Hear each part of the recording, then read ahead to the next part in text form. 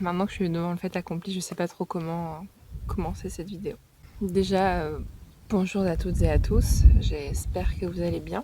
Effectivement, je suis peut-être un peu moins enjouée que d'habitude. Pas peut-être, je suis moins enjouée que d'habitude. Ça fait un long moment que je n'ai pas filmé. J'ai complètement déserté ma chaîne. Ce n'était pas voulu, mais les circonstances ont fait que j'avais pas le temps. En fait, je n'avais pas le choix, je n'avais pas le temps. Là, comme vous pouvez voir, on n'est pas du tout dans un décor habituel que vous avez pu voir dans mes vidéos. On est chez moi. Vous avez compris que j'ai déménagé. On a changé de région, on a changé de vie, on a changé de région. On est parti à plus de 1000 km de la région toulonnaise, là où on vivait, pour venir vivre en Bretagne. Voilà, nous vivons en Bretagne à présent. Tout ça, c'est une des raisons pour lesquelles j'ai un peu déserté malgré moi. Nous étions propriétaires de notre appartement où nous vivions et nous l'avons vendu en fait. On a quitté, on a vendu notre appartement et en fait on a pris la décision de partir en mars. Et du coup tout s'est enchaîné. Il a fallu que on finisse les travaux de notre appartement pour pouvoir le mettre en vente évidemment. Il a fallu qu'on cherche un logement et en Bretagne c'est très compliqué de trouver un logement. On a eu beaucoup de chance de trouver cette maison.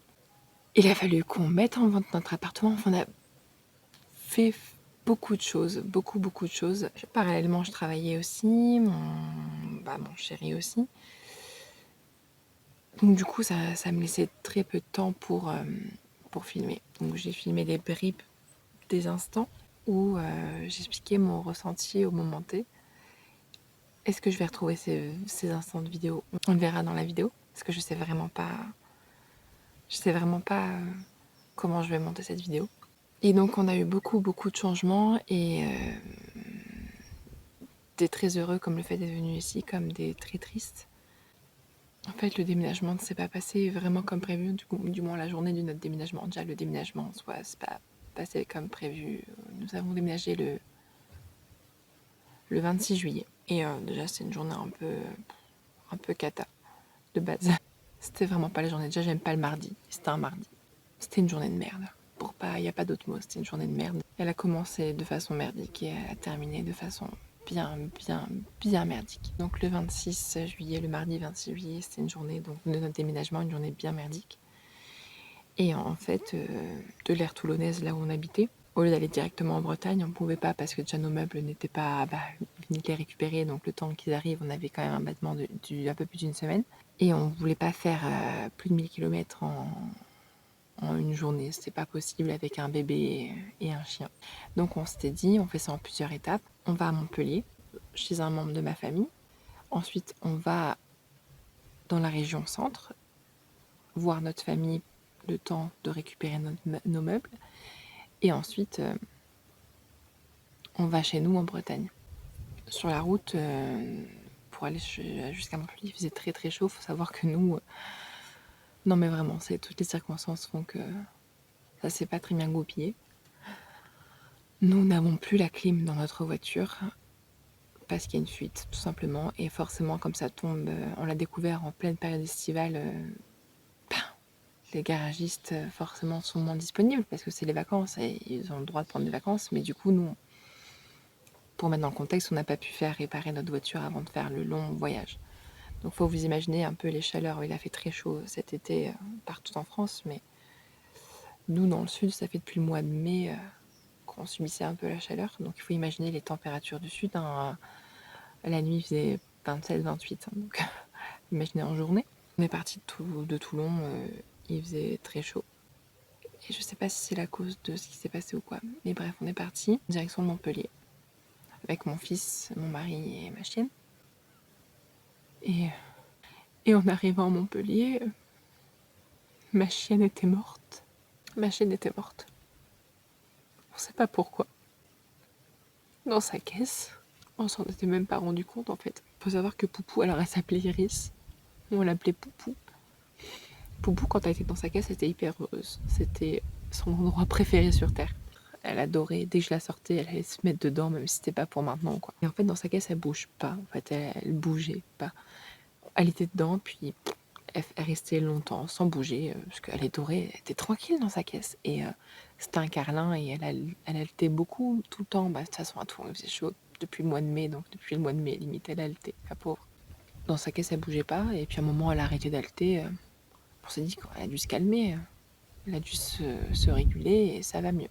Puis au bout d'un moment, on se rend compte quand même, ça fait un petit moment qu'on l'a pas entendue. Et on lui parle, on l'appelle, pas de réponse. Je lui dis la phrase magique, on va manger. Elle bouge pas. Elle était devant, sur le siège passager. Moi, j'étais derrière avec mon fils et mon mari conduisait. Et puis là, il la touche dans sa caisse et elle bouge pas. Donc on s'arrête, on est un peu en panique, on s'arrête. Et on découvre qu'elle n'est plus là. On découvre qu'elle n'est plus en vie. Au début, j'avais de l'espoir parce qu'elle avait les yeux un petit peu ouverts. Comme quand elle était en train d'être tranquille, posée. Sauf qu'elle était toute raide et qu'elle respirait plus. Et on était sous le choc, quoi. Moi, je me suis effondrée, on était à un rond-point, on s'est arrêté en catastrophe, on était à 10 minutes d'arrivée. On s'est arrêté en catastrophe à côté d'un rond-point, de trouver une place. Je me suis effondrée, vraiment. Et il y a un monsieur qui s'est arrêté, qui est venu nous voir, il fait « Je me suis arrêtée, j'ai vu votre désespoir, qu'est-ce qui se passe ?» Et là, je me dis « Notre chienne est morte, notre chienne est morte. » Et je suis frappée de la gentillesse de cet homme. Il a été tellement gentil. Il fait « Je suis tellement désolée pour vous. Je sais pas quoi faire, mais je suis tellement désolée pour vous. » Et ça, en fait, dans notre désespoir, ça m'a beaucoup touchée. Je me suis dit « Waouh, il y a des gens gentils, vraiment. » Je suis avec une moustache, je me souviens plus vraiment de son visage. J'étais tellement dans un moment de désespoir, il n'y a pas d'autre mot. Il était vraiment désolé pour nous et il nous a donné de l'eau parce qu'on n'avait plus, qu'il faisait très chaud et que c'était tellement gentil de sa part. Donc on reprend la voiture en pleurant. Il fallait gérer aussi notre fils de bientôt 2 ans qui comprenait pas pourquoi on était en train de pleurer et on lui a expliqué très brièvement que Poupou était plus là, que Poupou était parti. Ils étaient très très proches, très très très proches. Et on arrive à l'hôtel et là il y a ma famille qui me rejoint. Et on avait prévu de passer une super soirée au restaurant, de se retrouver tous ensemble avant d'être re-éparpillés dans toute la France. Et finalement, la soirée elle s'est faite, moi à l'hôtel avec mon fils et ma mère, et mon chéri à devoir amener notre chienne dans une clinique de garde avec mon beau-père et ma demi-sœur. Il y avait mon frère, il y avait ma belle-sœur et ma grand-mère. Et c'était... Ils nous ont tellement tous soutenus dans cet instant tragique. Alors les gens qui disent « Oh, c'est qu'un chien », je vous emmerde. Voilà, il n'y a pas d'autre mot, je vous emmerde, clairement. C'était pas qu'un chien, c'était pas qu'une chienne, c'était ma chienne, c'était ma fifi, c'était mon premier bébé, c'était ma famille. C'était ma première véritable amie quand je suis arrivée à Toulon vivre avec mon mari, je connaissais personne. On allait chercher à Montpellier. Et c'était le coup de foudre en fait. C'était une petite chienne qui avait besoin d'être accueillie. Nous on l'a accueillie, on l'a aimée très très fort et je l'aime encore très très fort et je l'aimerai toute ma vie. Alors oui, c'est pas un humain, mais elle était ma famille. Et elle compte énormément pour moi. Elle comptait et elle compte toujours énormément pour moi. Chien, humain, peu importe. Je l'aimais comme ma famille. Elle avait une place très importante et elle a été là quand mon mari était absent parce que son travail. Elle m'a tenu compagnie et c'était ma chienne, quoi. Tous ceux qui ont un animal peuvent le comprendre. On a dû la laisser dans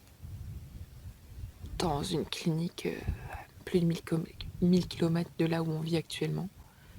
Parce que bien sûr, on devait repartir le lendemain. Hein, sinon, c'est pas drôle. Et on pouvait même pas rester pour récupérer ses cendres parce que c'était impossible. Vraiment, malgré toute notre volonté, c'était impossible. Et ma mère a prolongé ses vacances exprès pour pouvoir récupérer les cendres de notre chienne.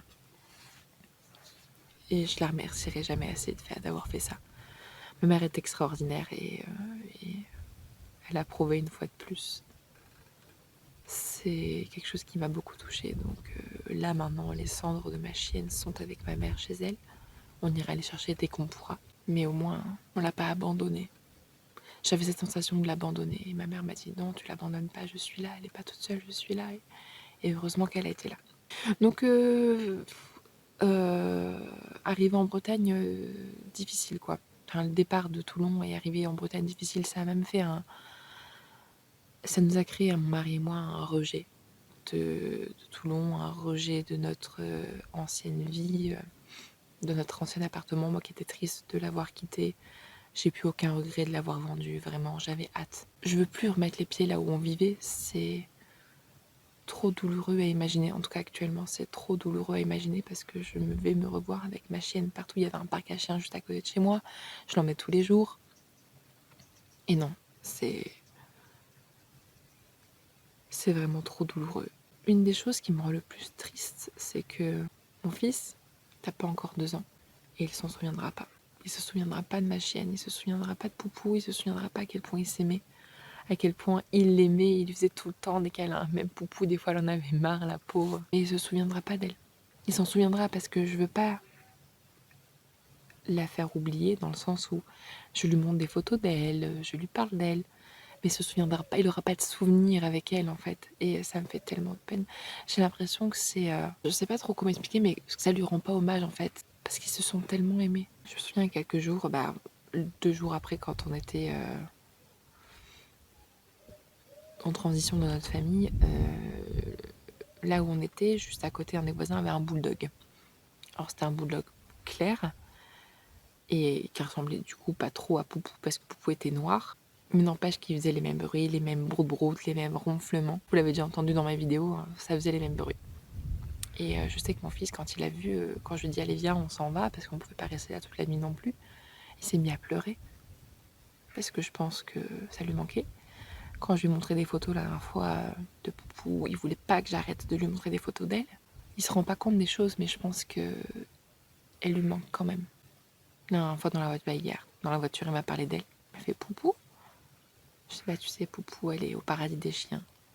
Elle joue avec d'autres chiens, elle fait un gros dodo. Ouais, c'est difficile. Et du coup, on savoure moins notre arrivée en Bretagne. En partie à cause de ça. Enfin, pas en partie, à cause de ça. Le jardin, on lui disait, même le matin de la journée de sa mort, en fait. Le matin même, je dis allez, bientôt on a un jardin, demain tu seras trop bien, là où on allait, il y avait un immense jardin. Je dis, demain, il y a un jardin, ça va être trop bien, tu vas voir, tu vas t'amuser, tu auras ton jardin. Il y a un manque, il y a un énorme manque.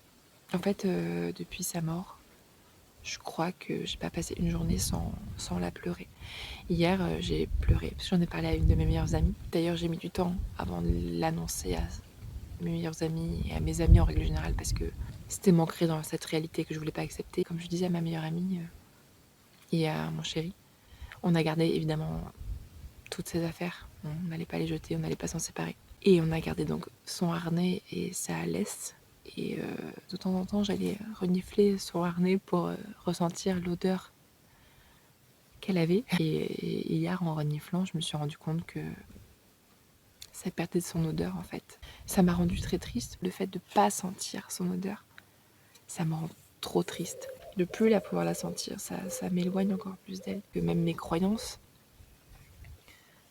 ne m'aident pas dans mon deuil, même si ça va quand même beaucoup mieux, parce que les premiers jours, j'ai pas arrêté de pleurer. Je dormais plus la nuit d'ailleurs. Je dormais plus la nuit, je dormais plus tout court. Parce que je pleurais tout le temps. Je pleurais tout le temps, puis je m'endormais d'épuisement parce que je refusais de me coucher quand j'étais un peu fatiguée, parce que je savais que j'allais me mettre à réfléchir et à repenser à ça. Donc je m'endormais d'épuisement parce que j'en pouvais plus, mais j'ai très peu dormi, j'ai beaucoup pleuré. Maintenant ça va, je pleure plus toute la journée. Elle me manque vraiment terriblement. J'ai eu l'impression de perdre un peu pied en fait, perdre mes repères. Et j'ai peur d'oublier certains détails. J'ai peur d'oublier que quand j'appuyais au niveau de sa queue, au début de son dos, enfin au début de sa queue sur son dos, sa queue commençait à battre en fait, elle battait de la queue. Dès que j'appuyais ça le bouton magique d'ailleurs. J'ai peur d'oublier sa langue jambon, j'ai peur d'oublier qu'elle avait une moustache blanche à la naissance. J'ai peur d'oublier sa voix de rouqueuse, parce qu'elle avait une voix hyper de fumeuse de gitane. J'ai peur d'oublier qu'elle aboyait quand je faisais pchit. c'est même pas qu'elle aboyait, c'est qu'elle partait en furie parce qu'elle croyait qu'il y avait des pigeons. Ma fille.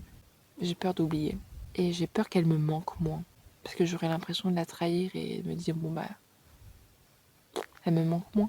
Mais non, je l'aimerais toute ma vie, elle me manque. M'en parler, ça me fait du bien. J'avais besoin de dire ce qui s'était passé dans ma vie, j'avais besoin d'annoncer cette nouvelle même si ça n'intéresse pas forcément les gens. Pour moi c'est important et je marque le coup et je rends hommage à Poupou en parlant d'elle parce qu'elle mérite qu'on lui rende hommage. Et je veux que le monde entier sache à quel point je l'aime.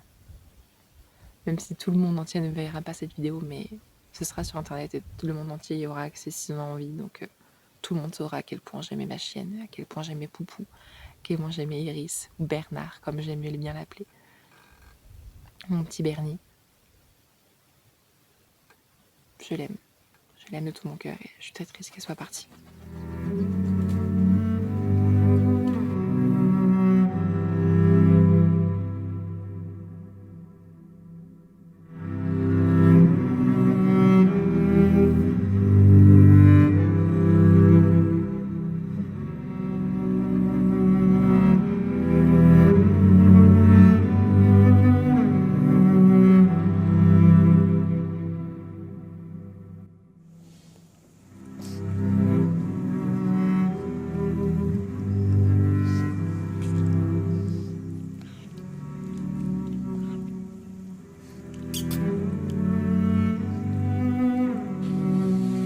Gros dodu? Oh, dis donc. T'as été qu'un gros dodu au soleil, toi.